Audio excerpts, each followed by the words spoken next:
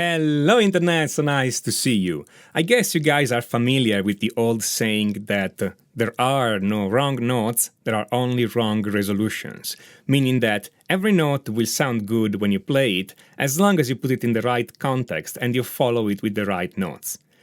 Well, that's great, and it's true, but it's not really super actionable, isn't it?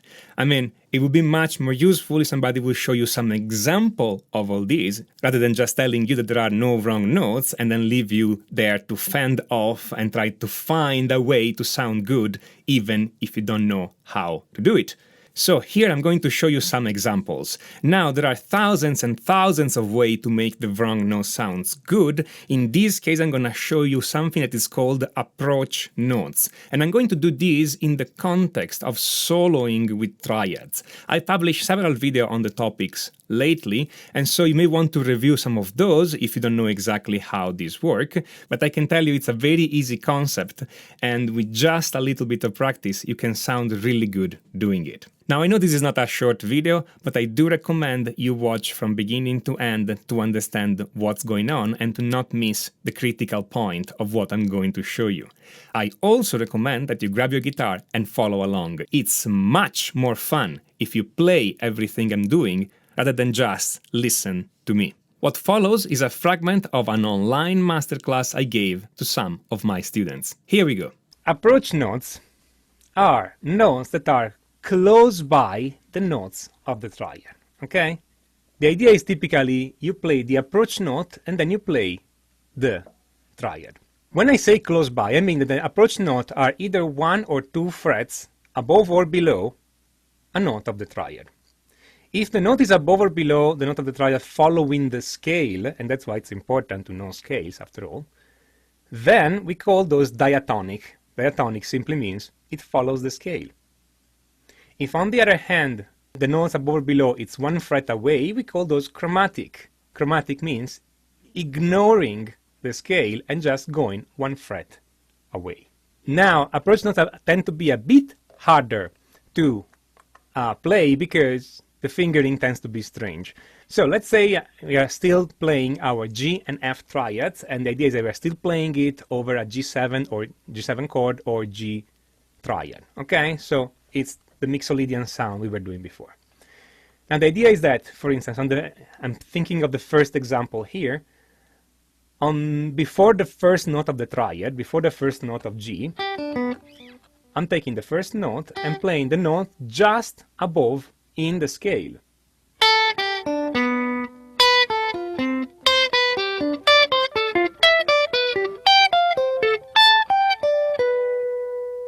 That's a pretty popular option. It's also easy-ish to finger, okay? It's not particularly hard to play on the guitar. Diatonic again means following the scale. So the note is 1 or 2 fret higher than the note of the triad, depending if the note in the scale is 1 or 2 fret higher. The second example shows the same idea, diatonic, so following the scale, but from below. So I'm playing the note just below the first note of the triad.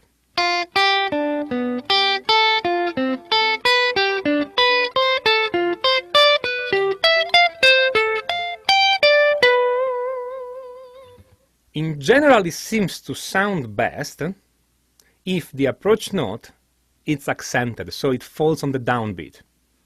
But that's me. Maybe we don't like it there, okay?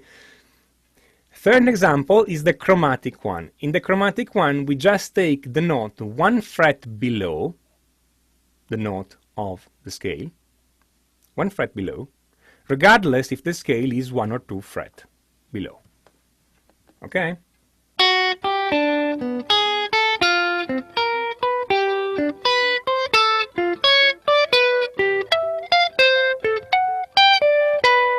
I have to swing this one because it sounds so jazz that you have to swing it.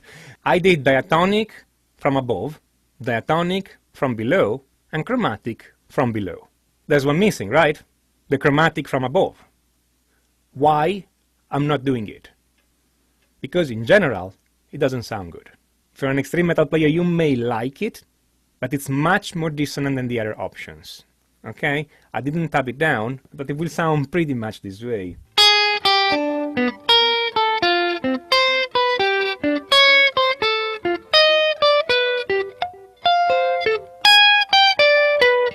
it's a bit more, okay? Don't forget, you can use variations. You can go up and down, okay? Not only up, not only down. And in this case, what I'm doing is I'm moving down then up, so down on the G triads, up on the F triads, and then playing the approach notes, which are, in this case, are chromatic, okay? And from below, before the first note of the triad. The first note being the first note of the triad I'm playing, okay? So, oh, and I'm going down this time, meaning that I'm going from the high G to the low G. Just to do something different, okay? Again, it's an example, you can do whatever you want. But the idea now is this. So I'm playing this G triad here on top, and I'm playing this F sharp note at the 14th fret first string just before. Then when I move to the F triad, which would be just before this note here, the 14th fret, I'm playing the note at the 13th fret, which is a G sharp, but you don't need to know it's a G sharp.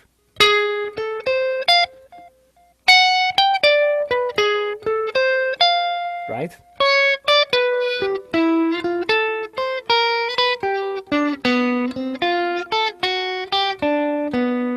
Again, I'm swinging it a little bit. You can play it straight if you want. Okay? Typically, chromatic notes tend to sound a little bit more jazz. But then again, it really depends what triad you pick, if you're swinging it or not, what backing track you're using it on, etc. These can sound however you want. Why should we put the approach note on the first note of the triad? Well, no, there is no reason. It's just the most common thing to do, but you can put the approach note on the second note of the triad. Okay? So, that's what's going to happen in this case. Rather than playing the G arpeggio, and put approach, G,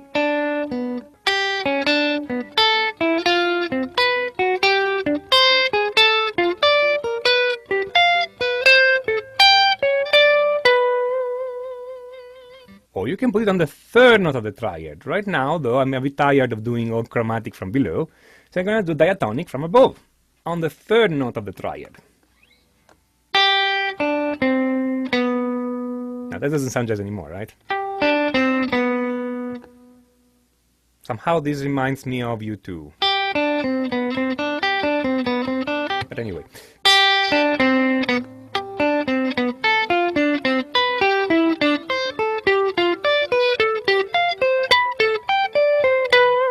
Different sound.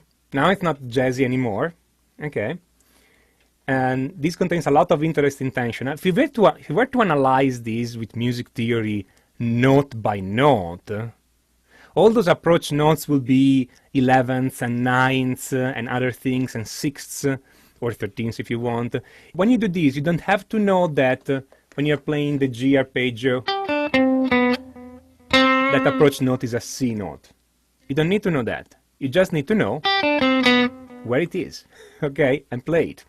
You don't even have to do the same note every time. So you're doing the first note, the second note, and the third note, but you don't have to do always the first, always the second, or always the third, okay?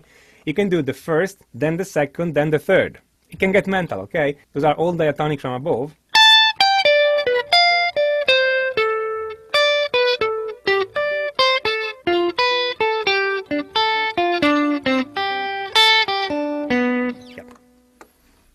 That's one of the mental examples because I need to calculate in real time which one gets the neighbor, okay?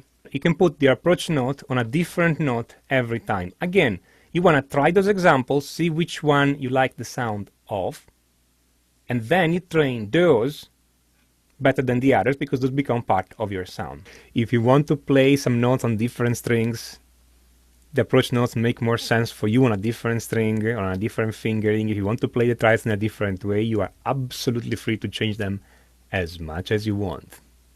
Okay? What I wrote is not the law. Okay? You can change it as much as you want. Those are examples. And now that you've seen all those examples, my recommendation is to make them yours. Change the triads I'm using here. Change the rhythm of those examples. Change where you put the approach notes. make those examples your own. Most likely, you're going to find that the hard part of this approach is to visualize, to find those triads all over your fretboard in real time.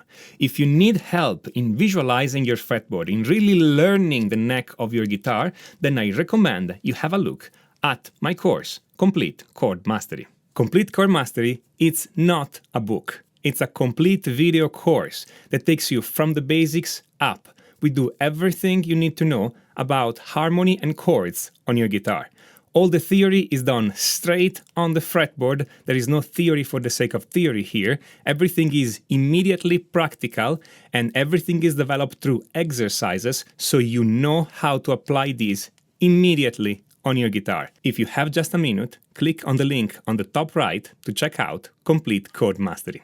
If you like this video, smash on that like button and don't forget to subscribe and click on notification, otherwise YouTube will not let you know when I put up a new video. And if you have any comment, feedback, suggestions, write them down in the comment. I enjoy reading from you and I make videos on your suggestions. This is Tommaso Zilio of musictheoryforguitar.com, and until next time, enjoy!